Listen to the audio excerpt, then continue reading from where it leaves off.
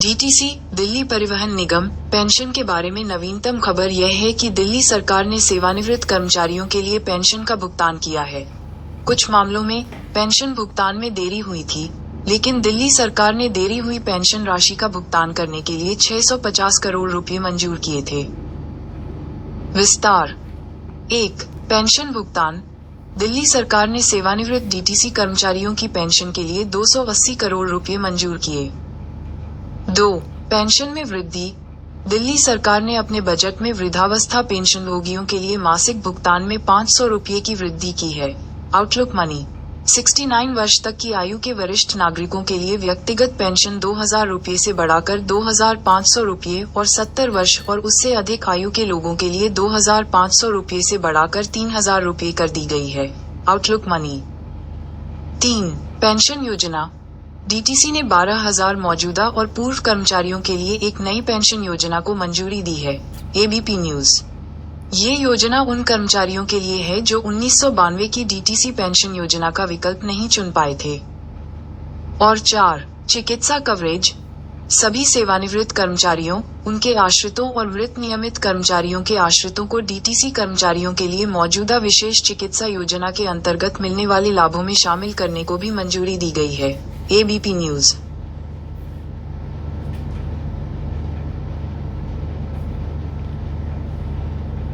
क्या कहना चाहेंगे सर? डीटीसी से रिटायर्ड कर्मचारियों की पेंशन बहाली के लिए जो सरकार ने मंजूरी दी है, डीटीसी बोर्ड ने मंजूरी दी है, उसके बारे में हम आपको जानकारी दे रहे थे।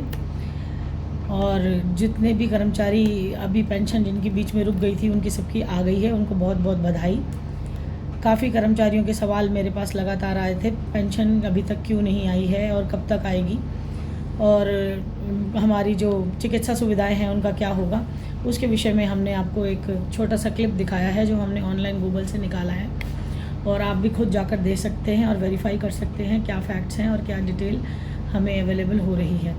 तो नमस्कार, मैं हूँ ऋतु मुंजाल, आप सभी के साथ आज फिर मौजूद हूँ, आपके साथ आपके सवालों के जवाब देने के लिए और आपके बीच में जानकारी शेयर करने के लिए, जो कि डीटीसी के कर्मचारियों की पेंशन के लिए और उनके चिकित्सा लाभों से संबंधित है। जैसा कि आपने वीडियो में देखा, हमने दिखाया। और आज हमारे साथ हमारे senior council Shri S Pawar साहब भी मौजूद हैं, उनसे भी हम आपकी बातचीत कराना चाहते हैं और आपको जो भी जानकारी है वो अपने हिसाब से बताएंगे। आइए उनको सुनते हैं। नमस्कार सर, प्लीज़ बताइए कैसे हैं आप? नमस्कार जी। काफ़ी समय से हम लोग चर्चा कर रहे हैं डीटीसी के रिटायर्ड कर्मचारियों की पेंशन के लिए और इस मुद्दे के लिए लगे हुए हैं, इस पर थोड़ी सी रोशनी डालिए सर।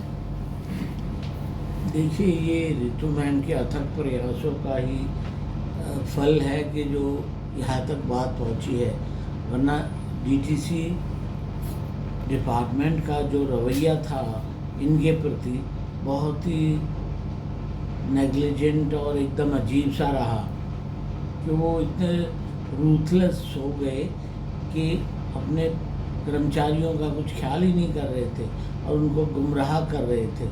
कभी वैकल्प वाली कि भाई opted, non opted, opted out जैसे शब्दों का उनको इस तरह गुमराह करते रहे।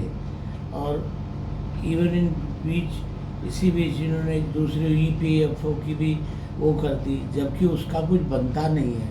डीटीसी को ही देनी चाहिए इनको पेंशन, जो ये डीटीसी के कर्मचारी थे और उन्होंने बस किसी न किसी बहाने इनको भटकाया, गुमराह किया और परेशान किया। लेकिन अब तो सर जैसे न्यूज़ में भी आ रहा है और 650 करोड़ रुपए रिलीज़ हुए हैं, तो अब तो इनको पेंशन इनको दे देनी चाहिए सरकार को। और कितना जल्दी दे रहे हैं उसका कोई नोटिफिकेशन आ जाना चाहिए या पब्लिक नोटिस हमारे पास इनको देना चाहिए। अवश्य आना चाहिए। और इससे पहले भी गवर्नमेंट ने कई बार मंजूरी दी है कि इतने पैसे हम इनके लिए दे रहे हैं, लेकिन न जाने इसमें दिल्ली गवर्नमेंट के इस एडमिनिस्ट्रेशन में क्या प्रॉब्लम है कि कुछ ना कुछ बहानेबाजी करके ये आगे बढ़ा देते उनको जी। और बाकी जो अंदर इसमें इस तरह की जो खामियां हैं और जो जिस तरह ये इनका रवैया है वो आप जानते ही हो। कितनों को तो जिंदों को इन्होंने मरा घोषित कर दिया, बिल्कुल, कि आप हमारे पेरोल पे है ही नहीं। पर बाद में फिर ऋतु ने उनका FIR कराई, हाँ केस भेज दर्ज के किया, तो पता चला कि वो जिंदा है। हाँ, उनके सर्टिफिकेट हमें मिले। बिल्कुल। इनफैक्ट हमने जब प्रूफ दिए तो उसके बाद इन्होंने उनको जिंदा को फिर से पहले मुर्दा कर दिया, और फिर उसके बाद उन्होंने कहा नहीं नहीं, रिकॉर्ड में सब है हमारे, और हम इनकी फ़ाइल पहुंचा रहे हैं, आगे लगा रहे हैं। और उन्होंने धरने प्रदर्शन भी किए, काफ़ी शोर हंगामा भी किया। केजरीवाल साहब ने भी कहा मैं पेंशन दे दूंगा, और लगातार मिनिस्ट्री भी कहती रही, और हाई कोर्ट सुप्रीम कोर्ट भी बार बार कहते रहे कि इनका जीने का अधिकार है, पेंशन इनको दे दो। लेकिन फिर भी डिपार्टमेंट के सर पे जू नहीं रेंग रही, ये काम को स्लो कर रहे हैं। अब पंकज जी से मीटिंग हुई थी, उन्होंने कहा कि मैं पेंशन देने के लिए तैयार हूँ, बहुत जल्द कर दूंगा। तो अब ये न्यूज़ जो हमने सुनाई है, क्या ये पुख्ता है या नहीं है? क्योंकि यही सवाल हमारे कर्मचारी हमसे करते हैं कि आप जो जानकारी दे रहे हैं उसमें पुख्ता बताइए। तो पुख्ता न्यूज़ तो आपको डिजिटल माध्यम से हम दे ही रहे हैं, और ये प्रूफ है ही आपके सामने कि काम हो रहा है, कार्रवाई हो रही है। और आपकी जो अभी पेंशन रुकी हुई थी 1 महीना पहले, 2 महीने पहले से नहीं आई थी, अप्रैल माह की पेंशन, वो उनकी खातों में वो पेंशन तो आ चुकी है। उसके लिए मुझे बहुत सारे कर्मचारियों ने और उनके बच्चों ने धन्यवाद किया है। तो मैं आपके धन्यवाद को एक्सेप्ट करती हूँ, और चाहती हूँ कि बाकी सबका काम भी बहुत जल्दी हो जाए। जैसे सर कह रहे हैं कि बहुत इनकी खामियां हैं, और उन खामियों को उजागर करने के लिए ही हम लगे हुए हैं, और इस अथक प्रयास में आप लोग हमारा सहयोग भी दे रहे हैं। तो सर ठीक चल रहा है अभी, और क्या कहना चाहेंगे आप इस विषय ऐसा में? है, ये जो भी इन्होंने कार्रवाई की, पर्सनली जाके डिपार्टमेंट में कई बार इनके DTC कर्मचारियों को भेज के जो भी उनकी कमी थी कि भाई उनकी ये नहीं बना, वो नहीं बना, वो भी बनवाया गया। और जैसा कि डिपार्टमेंट वाले उनको वहाँ से बताते हैं कि भाई अब जल्दी कर देंगे हम, 2 महीने में, 3 महीने में, और अकॉर्डिंगली ये आपको मैसेज कर देती है, बता देती है टाइमली। नहीं सर, अभी एक परेशानी और आ रही है जो हम महसूस कर रहे हैं कि जो EPF और DTC की लड़ाई चल रही है, उस पर कर्मचारी पिस रहा है, नो डाउट। लेकिन EPFO की जो चलती हुई पेंशन थी उसको बढ़ोतरी पेंशन में लाया गया, और कहा गया कि EPS की पेंशन बढ़ाई जाएगी। और नंबर ऑफ़ डिबेट्स हुई हैं, और नंबर ऑफ़ पार्लियामेंट्री डिबेट्स के बाद अब फाइनल किया गया कि इनको बढ़ोतरी पेंशन दी जाएगी। लेकिन उसके बावजूद भी हमने देखा कि हमारे पास एक रिजेक्शन लिस्ट आई 3900 कुछ लोगों की, जिसमें उनको कहा गया कि आप बढ़ोतरी पेंशन के हकदार नहीं हैं। तो उनको आगे क्या करना चाहिए सर? उनके लिए क्या रास्ता देंगे? अब यही है कि कार्रवाई तो जो भी कुछ करनी ही पड़ेगी, वो लिखें, चाहे तो DTC के जो पेंशन विभाग के हेड हैं उनको लिखा जाए। पर ये सारी चीज़ें देखने के बाद तो लगता है कि ये बस टालने वाली बातें हैं। एक तरफ तो कह रहे हैं कि हमने बढ़ोतरी भी मान ली और उनको दिया जाएगा, और फिर इनफैक्ट सर फॉर्म भरवाए गए थे, हाँ, EPS पेंशन बढ़ोतरी के लिए भी फॉर्म भरवाए गए थे। दूसरी तरफ ये लिस्ट जारी कर रहे हैं कि इतने लोगों का हमने कैंसिल कर दिया। जी तो ये कुछ बात समझ में नहीं आई जी कि ये कहाँ पे चीज़ें अटकी हुई है और क्यों ऐसा कर रहे हैं। क्योंकि आफ्टर ऑल देखिए, ह्यूमैनिटेरियन ग्राउंड पे भी देखा जाए तो वो भी इंसान है, कितने तो बेचारे इस दुनिया से ही चल बसे। बिल्कुल। अब उनके जो बच्चे वो भी इतना ख्याल नहीं रखते, तो अब DTC नहीं उनका ख्याल रखेगी तो कौन रखेगा, जिन्होंने सारा अपना जीवन इनके लिए लगा दिया। और एक तरह से DTC तो दिल्ली की पूरी रीढ़ की हड्डी रही है ट्रांसपोर्ट के मामले में। मेट्रो तो अब आई है, इससे पहले तो DTC ही थी। तो DTC के जो भी आला अफसर हैं उनको सोचना चाहिए कि इस तरह ना करें वो, और जल्द से जल्द जिस लेवल पे भी बात करनी हो, चाहे वो मिनिस्टर का हो या और छोटे तबके पे हो या पेंशन विभाग है, जो भी करके इनको जल्दी से इनको दे देनी चाहिए। लेकिन सर जब ये नहीं दे रहे हैं या नहीं मान रहे हैं, इतने फॉर्म रिजेक्ट कर रहे हैं, तो जो कर्मचारी बेचारे भटक रहे हैं, परेशान हो रहे हैं, जिनको EPFO की थोड़ी सी पेंशन 1000, 2000, 1500, 1800, मैक्सिमम 2500, बहुत कम कर्मचारी हैं जिनकी मैंने 3000 भी पेंशन देखी होगी। तो इतनी कम पेंशन को फिर अब भी बढ़ोतरी पेंशन में 7500 तक का वादा किया सेंट्रल गवर्नमेंट ने, और स्टेट गवर्नमेंट ने अप्रूवल दिया, सारी डिबेट्स के बाद अब फाइनल कंक्लूड किया। उसके बावजूद ये जो रिजेक्शन लेटर आ रहे हैं, इन कर्मचारियों के लिए क्या सलाह बनती है? इनको क्या हाई कोर्ट जाना चाहिए? हमसे आके संपर्क करें ताकि हमें इन लोगों की आगे बिल्कुल, केस की बिल्कुल। प्रोसीडिंग्स में इनका साथ दें, क्योंकि अगर घर बैठे रहेंगे तो मुझे नहीं लगता कि सरकार आपको आके गिफ्ट दे देगी। आपको अपने डॉक्यूमेंट्स बिल्कुल, बिल्कुल। आपके पास सारे हैं, आपने फॉर्म भरा था बढ़ोतरी पेंशन का, आपका फॉर्म रिजेक्ट हुआ है, उसकी आपके पास डिटेल है। इनफैक्ट सर अभी मैंने थोड़े दिन पहले महसूस किया है, बहुत सारे कर्मचारियों के मेरे पास कॉल आए थे कि वो कर्मचारी पेंशन पहले सबसे पहले वो डिपो में गए हैं, क्योंकि जो लेटर इशू किए जा रहे हैं रिजेक्शन लेटर वो डिपो से किए जा रहे हैं। अगर ईपीएस की पेंशन का हकदार बताया जाता है कर्मचारी को तो उनको डिपो से लेटर नहीं आना चाहिए, उनको ईपीएस से लेटर आना चाहिए, आरपीएफसी के थ्रू भेजा जाना चाहिए। वो बताएंगे आपका फॉर्म रिजेक्ट है या सिलेक्ट है। लेकिन डिपार्टमेंट दोनों अलग अलग होते हुए भी एक है और एक होते हुए भी अलग अलग हैं। जब पेंशन देने का टाइम आता है तो दोनों डिपार्टमेंट अलग अलग हो जाते हैं, और जब पेंशन रिजेक्ट करने का टाइम आता है और मना करने का टाइम आता है तो डीटीसी ईपीएफ के ऑर्डर पे कार्रवाई कर रही होती है और ईपीएफ डीटीसी के सपोर्ट में कार्रवाई कर रही होती है। दोनों मिलकर कर्मचारियों को पूरी तरह से बेवकूफ़ बनाए जा रहे हैं, और इसका रास्ता निकालने के लिए कोई चारा हमें दिखाई नहीं दे रहा है, और एक ही चारा है, वो है हाई कोर्ट। हाई कोर्ट में जो रिट लगेगी, जनहित याचिका लगेगी, चाहे कंटेम्प्ट ऑफ कोर्ट लगेगी, चाहे उसमें हमें कार्रवाई करनी पड़े इम्प्लीडमेंट के साथ, हम इनको उन्हीं कर्मचारियों, इन सभी कर्मचारियों को भी उस केस में इन्वॉल्व कर दें, इम्प्लीड कर दें जहां पर ईपीएफओ और आरपीएफसी और डीटीसी का झगड़ा चल रहा है। देखिए, मुझे तो इसका यही निवारण नज़र आ रहा है कि जिस किसी को भी ऐसे रिजेक्शन लेटर प्राप्त हुए हैं वो लाकर आप हमसे संपर्क कीजिए, ऋतु मैम से मिलिए, और ये देखिएगी जो भी पत्राचार या जो भी पत्र व्यवहार करके या तो उनसे पूछा जाएगा कि भाई स्टेज पे इतने दिनों बाद अब तुम्हें इन्हें क्यों रिजेक्ट कर रहे हो। जी बिल्कुल, चलती हुई पेंशन को रिजेक्ट कर रहे हैं हाँ, सर। और या फिर अकॉर्डिंगली हाई कोर्ट में पिटिशन डाला जाएगा, जी। क्योंकि इसके अलावा तो कोई चारा ही नहीं है। जी। अब आप लोग इस तरह शांत बैठ जाएंगे या एकदम हताश होकर बैठे रहेंगे तो इनके कानों पे तो कोई जू नहीं रहेगी। बिल्कुल, तो इनको तो फायदा ही है कि ना देनी पड़े। इनफैक्ट हम तो सोच रहे थे कि कोई खर्चा ना लगे, कोई परेशानी ना हो, और आप लोगों की मदद करते हुए मैंने कुछ कर्मचारियों को डिपो में भेजा तो डिपो वाले कह रहे हैं हमारे पास कोई रिकॉर्ड नहीं है, आप हमारे पास मत आइए, आप पेंशन सेल में जाइए। जब पेंशन सेल में जाते हैं तो बोलते हैं हमारे पास आपका कोई रिकॉर्ड नहीं है, आपके पास हमारे पास आपकी जानकारी नहीं है, क्योंकि आपके पास डीटीसी की पेंशन नहीं है, आप आरपीएफसी में ईपीएफ में जाइए। ईपीएफ वाले कहते हैं आप डीटीसी के कर्मचारी हैं, आपको वहाँ से लेटर आया है डिपो से, तो आप वहाँ जाइए। तो एक के दूसरे के कंधे पे बंदूक रख के सर्कल चलाया जा रहा है, रास्ता कोई निकल नहीं रहा है, और इस तरह से विभाग ये करप्ट है, पूरा सिस्टम इतना गड़बड़ाया हुआ है कि हज़ारों करोड़ों रुपए की पेनल्टी डीटीसी के ऊपर पेंडिंग है जो ईपीएफओ को देनी है। जो अगर ईपीएफओ को देंगे तो ईपीएफओ पैसा दे देगी। ईपीएफओ का पैसा अगर नहीं देना चाहती डीटीसी तो डीटीसी के पास एक ही ऑप्शन है कि अपने कर्मचारियों को जो जीवित है उनको सीधा डीटीसी की पेंशन दे दे, क्योंकि आधों को तो आप डीटीसी की पेंशन दे ही रहे हो। सुप्रीम कोर्ट में नंबर ऑफ टाइम आप कह चुके हो कि हम आधों को पेंशन दे रहे हैं, बाकियों की हम जल्दी से जल्दी रिलीज कर देंगे। लेकिन इस तरह की जालसाजी कैसे चल रही है, और हज़ारों करोड़ रुपया, लाखों करोड़ रुपया आपके पास इकट्ठा है, उस फंड को आप दे सकते हैं, बांट सकते हैं, लेकिन ये नहीं समझेंगे। सिस्टम इतना गड़बड़ाया हुआ है, ये बेचारे कर्मचारियों को बोलते हैं आप कोर्ट से ऑर्डर लेके आओ। मेरे पास ऐसे रिजेक्शन लेटर हैं जिसमें लिखा हुआ है कि आप कोर्ट में जाइए, कोर्ट से अगर आपको कोई वर्डिक्ट मिलता है या कोई ऑर्डर मिलता है या कोई जजमेंट मिलती है, then we can think over it, और हम तब रिलीज़ करेंगे।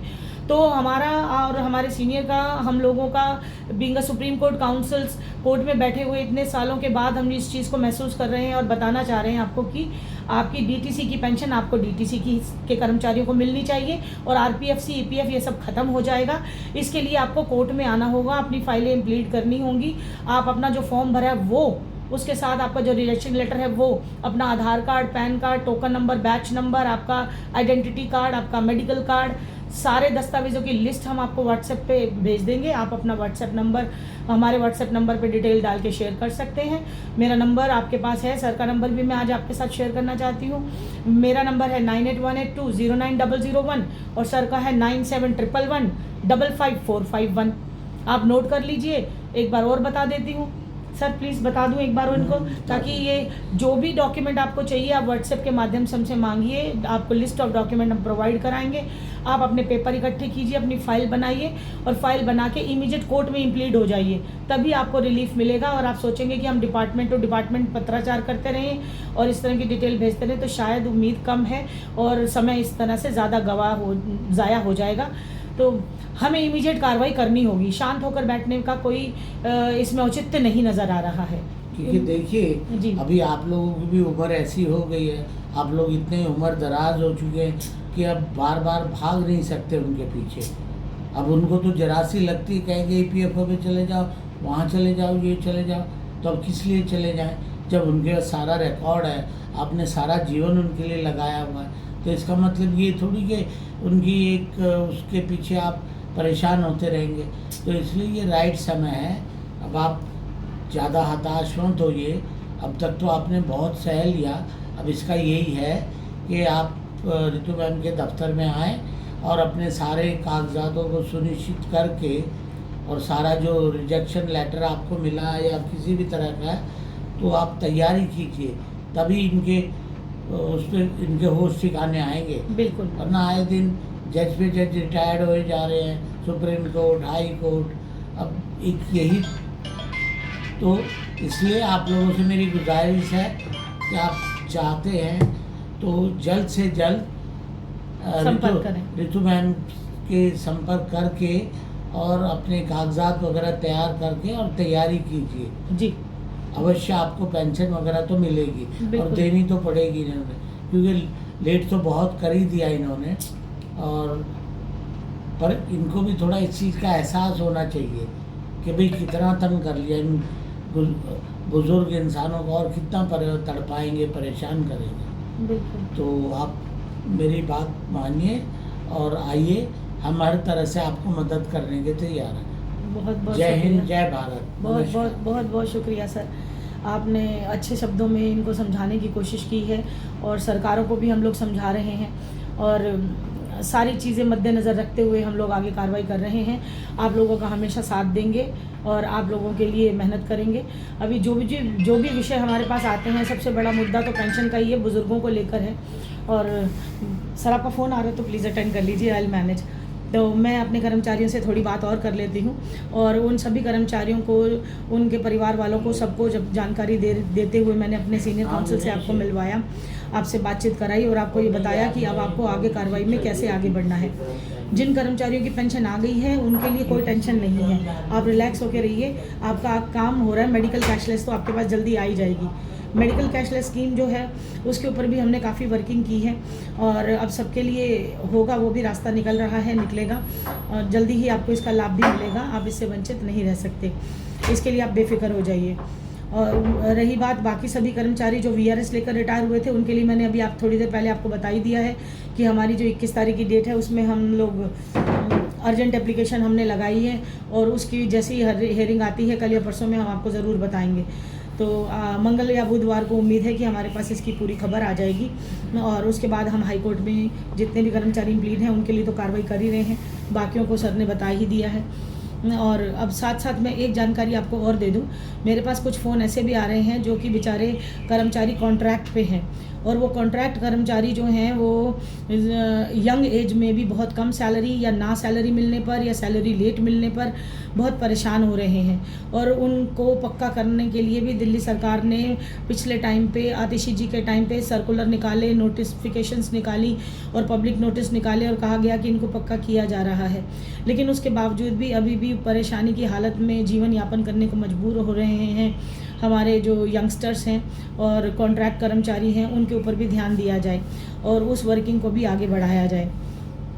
बाकी और भी काफ़ी मुद्दे हैं, काफ़ी विषय हैं जिन पर हम चर्चा कर सकते हैं, परंतु अभी वीडियो लंबी हो जाएगी और जो जानकारी मैंने आपको दी है अगर आप इससे संतुष्ट हैं तो प्लीज़ हमें ज़रूर आप चैनल को सब्सक्राइब कर लें और इसे उन बुज़ुर्ग कर्मचारियों तक पहुंचाएं जिनके पास छोटे छोटे फ़ोन हैं, उन बच्चों तक पहुंचाएं जिनके पास बड़े फ़ोन हैं, ताकि वो अपने पिता तक, अपने दादा तक, अपनी दादी तक ये बात पहुँचा दें। और जल्दी से जल्दी अपने डॉक्यूमेंट सारे रेडी करके आप अपने पेपर वर्क पूरा करके रखें और आपको पेंशन बढ़ोतरी का लाभ भी 100% मिलेगा, इसमें कोई डाउट नहीं है। ये पब्लिक में जो खामियां दिखाई दे रही है हमारी कॉरपोरेशन की तरफ से, वो पब्लिक में दोबारा वापस आएंगी और इन सब का समाधान लेकर हम आपके साथ दोबारा जुड़ेंगे और ये रिजेक्शन के फॉर्म्स के ऊपर भी जल्दी से जल्दी कार्रवाई करने की हम कोशिश कर रहे हैं। एक बार आप लोग एकजुट हो जाएं तो हमें आसानी रहेगी काम करने में भी। और कॉन्ट्रैक्ट कर्मचारियों से भी मैं निवेदन करूंगी कि आप भी अगर इस लड़ाई में हिस्सा बनना चाहते हैं तो अपनी फ़ाइल तैयार कीजिए और आगे बढ़िए और अपने हक़ की लड़ाई को लड़िए, ताकि हार जीत का फैसला तो होना ही है और जीतता हमेशा सत्य ही है। सत्य की जीत में हम आपका पूरा सहयोग करेंगे और आप लोगों के साथ आगे बढ़कर चलेंगे। और इतने सालों से जब इतनी इस स्टेज पर हम पहुंच गए हैं कि वहाँ हमें अब दिखाई दे रहा है कि काफ़ी करोड़ों रुपया सरकार ने विभागों को दिया है पेंशन बांटने के लिए, और भी काफ़ी डिपार्टमेंट्स हैं जो इन चीज़ों से जूझ रहे हैं, उनको भी इसका समाधान साथ साथ मिलना चाहिए और जल्दी से जल्दी इस पे कार्रवाई होगी। आपको अगली जो भी सूचना हमारे पास होगी हम आपको शेयर करेंगे। तब तक आप हमारे साथ जुड़े रहिए, यूँ ही बने रहिए इस चैनल पर। एडवोकेट रितु मंजाल ये चैनल है, इसको आप सब्सक्राइब कर लें और शेयर करें, और इस पर एक बेल का आइकन है जिससे आपको नोटिफिकेशन मिल जाती है, आप उसको प्रेस कर दें ताकि आप तक हमारी जानकारी पहुँचती रहे। नमस्कार, मैं इजाज़त लूँगी आपसे, इसी के साथ मैं अपनी वाणी को विराम दूँगी। नमस्कार, आपकी बेटी रितु मंजाल। जय हिंद, जय भारत।